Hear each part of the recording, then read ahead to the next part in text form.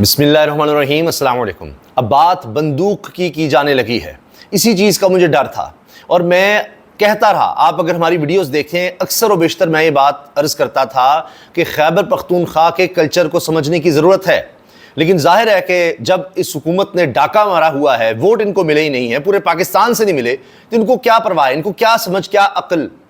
اب آپ دیکھیں کہ اسد قیصر صاحب نے کہہ دیا ہے کہ ہمیں بندوق اٹھانے پر مجبور مت کریں۔ یہ وہ شخص کہہ رہا ہے جو قومی اسمبلی کا سپیکر رہا ہے، اندازہ لگائیے آپ۔ اور نسبتاً کے بارے میں کہا جاتا ہے کہ یہ ذرا دھیمے مزاج کے آدمی ہیں، اس لیے ان کو سیاست کے حوالے سے یا سیاسی گٹھ جوڑ کے حوالے سے عمران خان نے ڈیوٹی دی ہوئی تھی کہ جی جا کر ملاقاتیں کریں، مولانا سے ملنا ہے، دیگر سے ملنا ہے۔ یہ اس طرح کے ہارڈ لائنر نہیں سمجھے جاتے تھے۔ وہ کہہ رہے ہیں کہ بس اب بہت ہو گیا، اور یہ وجہ بنی ہے خیبر پختونخوا اس پر حملہ۔ وہ کہہ رہے ہیں کہ خیبر پختونخوا پر حملہ ہے، یہ ہمارے گھر پر حملہ ہے۔ اب حکومت جس طرح سے چار دیواری کا تقدس پامال کر رہی تھی، گھروں میں پولیس کو گھسا رہے تھے، کوئی وارنٹ نہیں، کوئی کچھ نہیں، عورتوں بچوں کو ہراساں کیا جا رہا ہے، لوگوں کو تھریٹ کیا جا رہا ہے، کسی کے بچے کو لاپتہ کر دیتے ہیں کہ جی ووٹ ڈلوانے ہیں، اور اگر کوئی نہیں مان رہا تو اس کے پلازے گرا دو، اب عادل بادزئی کا پلازہ گرایا دیا، اب فلاں کے ڈیرے پر چھاپا مارو۔ یعنی کام ہی بنا لیا یہ انہوں نے، پولیس کا کام ہی ہو گیا ہے۔ ڈاکوؤں چوروں کا سنا تھا کہ وہ اس طرح سے رات میں ڈاکے مارنے کے لیے، چوری کرنے کے لیے آتے ہیں، انہوں نے یہ پولیس سے کام لینا شروع کر دیا۔ اب انہوں نے خیبر پختونخوا کو بھی اسی چیز میں لے لیا کہ جی جاؤ اور جناب گھس جاؤ اندر۔ اب اسی لیے خیبر پختونخوا حکومت کی طرف سے اگر آپ دیکھیں تو فوکس کیا ہوا انہوں نے آئی جی پر، آئی جی اسلام آباد پر، کہ ہاں جی یہ وہاں آیا تھا، اس کے احکامات تھے، یہ فورس لے کر آیا تھا، اس کو تو ہم نے نہیں چھوڑنا، اور اگر اس کو نہ ہٹایا گیا تو ہم خیبر پختونخوا کی طرف سے دوبارہ آئیں گے، اس کے علاوہ مقدمہ بھی کریں گے، دیکھتے ہیں کیسے رہتا ہے، ہم پر اسلام آباد کو رخ کریں گے۔ یہ صرف ایک پہلو ہے، اور بہت سی خطرناک باتیں کی گئی ہیں، اور حکومت نے اپنے قد سے بہت زیادہ کام پھیلا دیا ہے۔ اب آپ دیکھیں کہ عطا تارڑ نے جو پریس کانفرنس کی یا بیان جاری کیا، پریس کانفرنس وہاں کرتے ہیں بس ایسے ہی بیان ہی جاری کرتے ہیں، تو اس میں کہا کہ پشتون تحفظ موومنٹ پی ٹی ایم اس کو کالعدم قرار دیا گیا ہے اور ثبوتوں کی بنا پر دیا گیا ہے، اور ان کے روابط تھے، ان کو فنڈنگ کہاں سے آ رہی ہے یہ بھی ہمیں دیکھنا ہوگا، اس کی تحقیقات جاری ہیں، ایسے نہیں ہم نے ان کو کالعدم کر دیا۔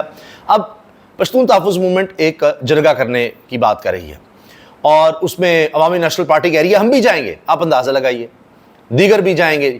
اب وہ کہتے ہیں کہ جی پاکستان کے انہوں نے جھنڈا بھی جلایا، عطا تارڑ کہہ رہے ہیں۔ میں یہ بات آپ سے اس لیے عرض کر رہا ہوں کہ عطا تارڑ نے اب تحریک انصاف کی کو نہیں اس طرح سے نشانہ بنایا۔ وجہ کیا ہے؟ وجہ یہ ہے کہ پشتون تحفظ موومنٹ کا ایک خاص بیلٹ میں انفلوئنس دیکھا جاتا ہے، تحریک انصاف کا پورے پاکستان میں ہے۔ آپ نے تحریک انصاف کو بھی توڑنے کی کوشش کی، اس کے اوپر ایسا دھاوا بولنے کی کوشش کی کہ جی اس کو ہم پابندی لگا دیں گے، اس کو مائنس ہی کر دیں گے، فلاں کر دیں گے۔ نون لیگ کے پاس خود تو ٹکے کا ووٹ بینک نہیں ہے، یہ تو اب جی ٹی روڈ کی بھی پارٹی نہیں رہی، اس کو حکومت دے دی گئی، جعلی حکومت دے دی گئی۔ وہ کیسے سنبھالے گی اس طرح کے معاملات کو جو اس طرح سے پھیل رہے ہیں؟ اس طرح جو ملک میں ایک انتشار کسی کیفیت ہے، وہ تو خود صبائیت پھیلا رہے ہیں، ان کے بیانات کہ جی دہشت گرد آ جاتے ہیں وہاں سے، خیبر پختونخوا سے یہ ہو جاتا ہے، وہ ہو جاتا ہے۔ اب اسد قیصر نے کہا ہے ہمیں بندوق اٹھانے پر مجبور نہ کریں، ہمیں تنگ نہ کریں، بس بہت ہو گیا۔ محمد علی درانی ان کے ساتھ جا کر بیٹھ کے کہہ رہے ہیں جی خیبر پختونخوا کے لوگوں نے جو آزاد کشمیر میں رول ادا کیا تھا وہ ادا کرنے کی ضرورت ہے۔ یعنی محمد علی درانی جیسا بندہ جا کر یہ باتیں کرنے لگ گیا ہے کہ جی یہ قبائلی لوگ تھے جو کشمیر میں داخل ہو گئے تھے، اور انہوں نے کشمیر کو آزاد کروایا تھا۔ آزاد کشمیر آج تک جو آزاد ہے وہ اس وجہ سے ہے۔ اس کے بعد بھاگ گیا بھارت اور اقوام متحدہ میں چلا گیا اور کہا جی ہاں جی ہم استصواب رائے کروا دیں گے، وہ آج تک نہیں کروایا، خود وہاں پر گیا تھا۔ خیر، تو بات یہ ہے کہ وہ کہہ رہے ہیں کہ جی پورے پاکستان سے محبتاً سیاستدان آئیں گے، خیبر پختونخوا میں ان کو ویلکم کیا جائے گا۔ اور جو سپیکر ہیں خیبر پختونخوا کے، وہ کہہ رہے ہیں، یہ مشترکہ پریس کانفرنس کی تھی انہوں نے، اور باقاعدہ پریس کانفرنس ہے میڈیا کو بلا کر، اور کہہ رہے ہیں کہ کیا ہم وفاق کا حصہ نہیں ہیں؟ تو اب سوچے تو صحیح کہ حکومت کتنا بڑا بلنڈر کر چکی ہے۔ اب خواجہ آصف صاحب کہہ رہے ہیں کہ جی وہ دیکھیں اللہ نہ کرے ہمارے خدشات درست ہوں، یہ تو اکتوبر میں تو یہ آڈٹ ہو جائے گا الیکشنز کا، اندازہ لگائیں۔ خدشات سمجھ رہے ہیں وہ، بھائی یہ تو ہونا چاہیے، کریں آڈٹ، جو جس کا ووٹ بینک ہے، جس کی امانت ہے، جس کو لوگوں نے ووٹ دیا وہ آ جائے۔ ہوا یہ ہے کہ سندھ میں ان کا ووٹ بینک ہے نہیں، خیبر پختونخوا میں نون لیگ بالکل فارغ ہے، بلوچستان میں بھی آپ کو پتا ہے ایک اور ہی سیٹ اپ چلتا ہے، چلیں دکھانے کے لیے صحیح، وہ پیپلز پارٹی کا بنا دیا گیا وزیر اعلیٰ، چلو وہاں نون لیگ ہے۔ پنجاب میں سارا زور لگا کر جس طرح 1-2 دن لگائے گئے اور فارم 47 جعلی بنائے گئے، اور اس کے ذریعے مریم نواز صاحبہ کو وزیر اعلیٰ بنایا گیا، اور اس بیس پر نون لیگ کو مسلط کر دیا گیا، تو ان کا تو سٹیک ہی نہیں رہا۔ ان کا تو ووٹ بینک ہی نہیں ہے. ان کی تو اپنے لوگ کہہ رہے ہیں کہ جی ہم اب صرف جنازوں میں ہی جاتے ہیں تاکہ لوگ ہمیں گالیاں نہ دیں, جنازہ اس طرح کا ایک ماحول ہوتا ہے, ورنہ تو خوشی غمی میں ہم کہیں اب جا ہی نہیں سکتے اس کے علاوہ, کیونکہ لوگ ہمیں گالیاں دیتے ہیں. ان کے اپنے اب یہ ایم پی ایس بات کریں, سٹنگ ایم پی ایس, اور وہ کہہ رہے ہیں اب ہمیں کبھی ووٹ نہیں ملنے. اب یہی ہے جتنا عرصہ اس طرح سسٹم چلا دیں, اور اس کے لیے اب یہ ہو رہا ہے. بلاول بھٹو صاحب نے ایک عجیب بے برکی اڑا دی ہے کہ جی وہ منصور علی شاہ صاحب جو ہے نا, وہ جب ان سے نوٹیفیکیشن کی بات ہوئی, مہر صاحب نے اپنے پروگرام میں بات کی, تو کہتے ہیں بلاول صاحب کہ جی میں آپ کو سنوا دیتا ہوں, یہ ہیں وہ جو جا کر بڑے ایکٹیو ہوئے تھے, وکلا میں جا رہے تھے, وہاں جا کر بھی جناب وہ عزت افزائی انہوں نے کروا لی ہے, وکلا نے بھی آگے سے خوب سنائی ان کو. تو کہتے ہیں منصور علی شاہ صاحب اپنے ججز کو کنٹرول نہیں کر سکیں گے, یعنی اب چیف جسٹس کا کام ججز کو کنٹرول کرنا رہ گیا ہے کہ وہ کنٹرول نہیں کر سکیں گے. تو اس لیے جناب بات یہ ہے کہ منصور علی شاہ صاحب ان سے کنٹرول نہیں ہو رہے اور ججز نہیں کنٹرول ہو رہے. اب اگر یہ آئینی ترمیم ہو گئی, اور میں عرض کر دوں کہ اس آئینی ترمیم کے خلاف کھڑے ہونا, ڈٹ جانا, یہ آپ سب کا فرض ہے, ہم سب کا فرض ہے, کیونکہ یہ انسانی حقوق ختم کرنے جا رہے ہیں. یہ کہہ رہے ہیں کہ کوئی بھی شخص, کسی کے ساتھ بھی کوئی ظلم ہوتا ہے, وہ عدالت نہیں جا سکے گا, وہ جائے گا تھانے میں جائے گا, پرچہ درج کرائے گا کہ سول کورٹ نچلی عدالتوں میں جائے. یہ جو ہائی کورٹ کا اختیار ہے نا کہ براہ راست کسی پر کوئی ظلم ہو رہا ہے, کوئی لاپتہ ہو رہا ہے, کسی سے بنیادی انسانی حقوق چھینے جا رہے ہیں, اس کو کسی بھی طرح سے, اس کو اپنی زبان کی آزادی ہے, کاروبار کی آزادی ہے, پیشے کی آزادی ہے, مذہب کی آزادی ہے, اس کو بات کرنے کی آزادی ہے, اور احتجاج کا حق اس کے پاس ہے, اور اس کے یہ حقوق آپ نہیں چھین سکتے. اس کو کہیں جانے آنے کی آزادی ہے, تو آپ اس کو بند نہیں کر سکتے, بغیر قانونی جواز کا آپ اس کو اٹھا نہیں سکتے. آپ کو ثابت کرنا پڑے گا یہ وجہ ہے کہ جی اس کو ہم سزا دے رہے ہیں. وہ ختم ہو جائے اختیار. اچھا, اور ماشاءاللہ آپ دیکھیں پاکستان بار کونسل کیا بات ہے, اس لیے وہاں پر اپنے لوگ لگائے گئے, حکمران اتحاد کے لوگ زیادہ ہیں وہاں پر, انہوں نے بھی کہہ دیا ہاں جی ہم اپنے تجویز دے رہے ہیں. جس پر بلوچستان بار نے, آپ دیکھیے نا کتنی خطرناک بات ہے, بلوچستان بار نے کہا کہ ہم اس کی تجویز بھی نہیں دیتے, لیکن پاکستان بار کیونکہ اس میں نون لیگ پیپلز پارٹی کے ہیں لوگ, تو وہ انہوں نے کہہ دیا ہاں جی کر دیں. اور آئینی ترمیم کے لیے جناب ہاں جی ایک آئینی عدالت ہونی چاہیے, اور وہ حکومت کے پاس زیادہ اختیار ہو کہ وہ اپنے جج لگا کر اور وہاں پر یہ ہو, اور اس کے پاس اختیار ہو جس جج کو ادھر سے مرضی کر دے ادھر کر دیں, اور بنیادی انسانی حقوق کے حوالے سے بھی جناب اس کو اختیار دے دیں, اپنے ججز لگائیں, اور اس کے بعد ان کا خیال ہے کہ ہم بیٹھ جائیں گے اور مزے کریں گے, اور کوئی آڈٹ نہ ہو, کوئی نہ منصور علی شاہ یا آزاد ججز کوئی نہ ہمیں ملے. اب اگر یہ خدا نخواستہ ترمیم ہوگی جس کے لیے سب کو کھڑے ہونا ہوگا, اور یہ میں بھی دیکھ رہا تھا محمد زبیر جو نون لیگ کی طرف سے مریم نواز صاحبہ, نواز شریف کے ترجمان تھے, جا کر ملتے رہے جنرل قمر جاوید باجوہ سے اور ان کو ریلیف دلواتے رہے, تو وہ کہہ رہے ہیں کہ اس کے خلاف کھڑے ہونا ہم سب کا فرض ہے. وہ کہہ رہے ہیں چاہے وہ کوئی صحافی ہے, چاہے کوئی سیاستدان ہے, کہیں بھی ہے, کوئی بیوروکریٹ ہے, کوئی تاجر ہے, کسان ہے, کوئی عام طلبہ میں سے ہو, مرد خواتین ہو, کوئی بھی, کیونکہ یہ کوئی بھی اگر آپ پاکستانی ہیں تو آپ کو اس لیے کھڑا ہونا پڑے گا, ورنہ پاکستان میں سے آزادی ہر طرح سے ختم ہو جائے گی, ذبح کر دی جائے گی یہاں پر آزادی. تو اس کے لیے یہ تو فرض ہے. تو ہم تو اپنی طرف سے کوشش کر رہے ہیں بطور صحافی کہ یہ جو ہونے جا رہا ہے آپ کو بتائیں بھی, جو ہمارا فرض ہے.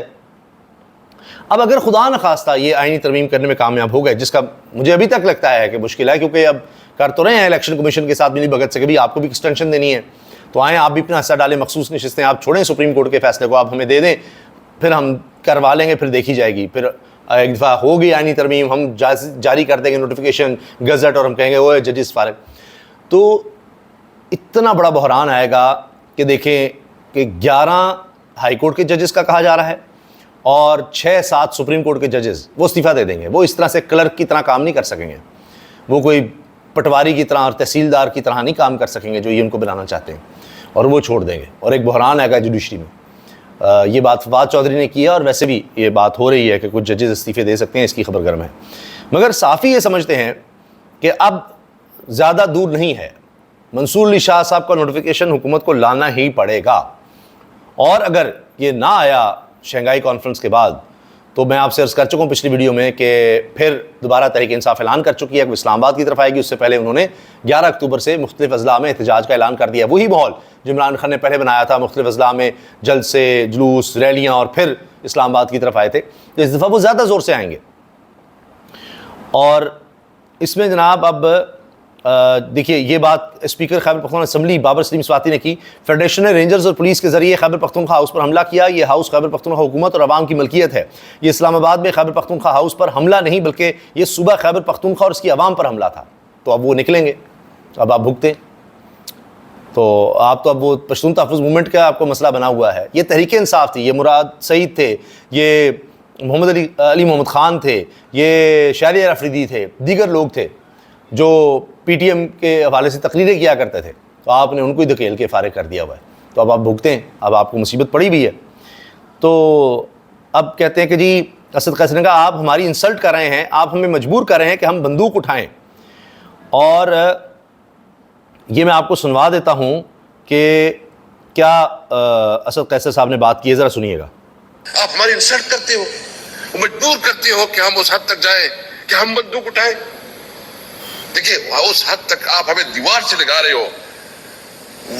یہ کتنی خطرناک بات ہے کہ ایک سابق اسپیکر یہ بات کرے, سوچیں. بندوق اٹھائیں یہ کہہ رہے ہیں. اب اس کا بھائی آپ نے پکڑا ہوا ہے. مجبور کرتے ہو کہ ہم اس حد تک جائیں کہ ہم بندوق اٹھائیں. دیکھیے اس حد تک آپ ہمیں دیوار سے لگا رہے ہو. یہ بڑی خطرناک بات ہے, بڑی خطرناک بات ہے. اللہ تعالیٰ رحم کرے اور حکومت ہوش کے ناخن لے اور معاملات کو اس حد تک نہ لے کر جائے.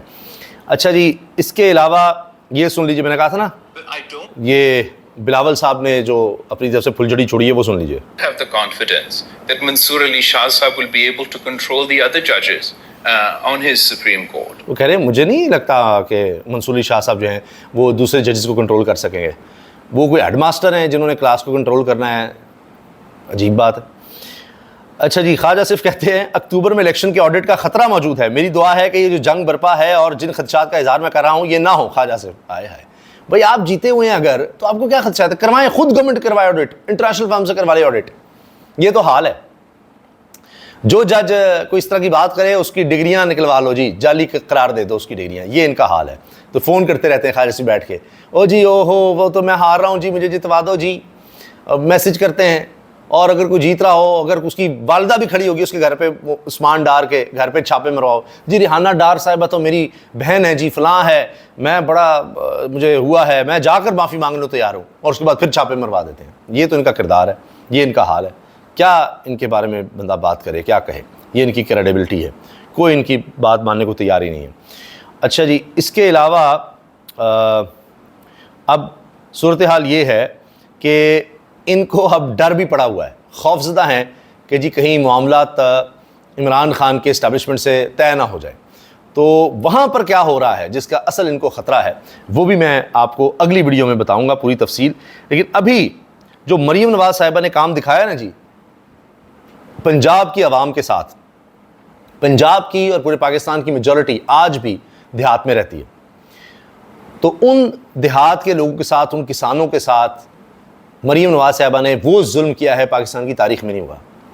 اور اب انہوں نے مجبوراً پریس کانفرنس کر کے کہا مریم نواز آپ نے ہمارے ساتھ وہ سلوک کیا, خدا کی قسم کھا کر کہتا ہوں, یہ کسان رہنما کی بات کر رہا ہوں, ہمارے گھروں میں ماتم برپا ہے, عمران خان کے نام پر پابندی لگاتے ہو.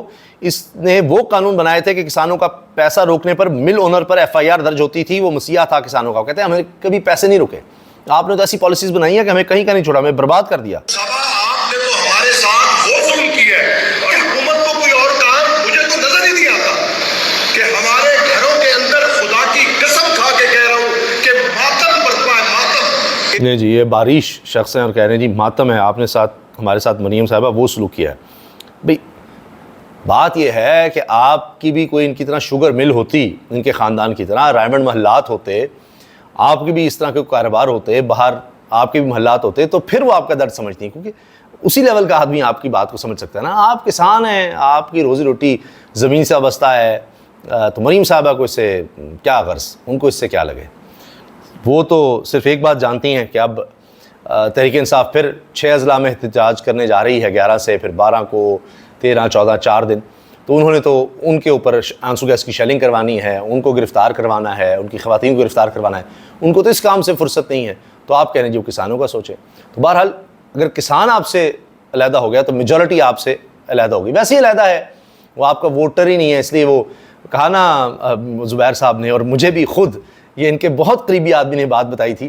یہ اس وقت کی بات ہے جب شہباز شریف صاحب کوئی کیسز وغیرہ بھگت رہے تھے، تو یہ کہیں پیش ہوئے تو باہر کارکن بڑے آئے ہوئے تھے، نعرے لگائے کہ ہاتھ ہلا کر جواب دیتے تھے آدمی اور تھوڑی سی بات کر لیتا ہے. تو میں نے ان سے پوچھا کیوں نہیں شہباز شریف صاحب اس طرح کرتے ہو؟ کہتے ہیں جی شہباز شریف صاحب انہوں نے تھوڑی ہمیں رہا کروانا ہے یا کیسز ختم کروانے ہیں، جنہوں نے کروانے ہیں وہ وہیں سے ڈائریکٹ ہوتے ہیں. تو آج محمد زبیر صاحب بھی یہی کہہ رہے تھے کاشف عباسی کے شو میں کہ شہباز شریف صاحب عوام پر نہیں یقین رکھتے، کہ نہ انہوں نے ہمیں لانا ہے نہ ان کی وجہ سے ہم نے نکلنا ہے، ان کے ووٹوں کے آگے کیڑے مکوڑے ہیں.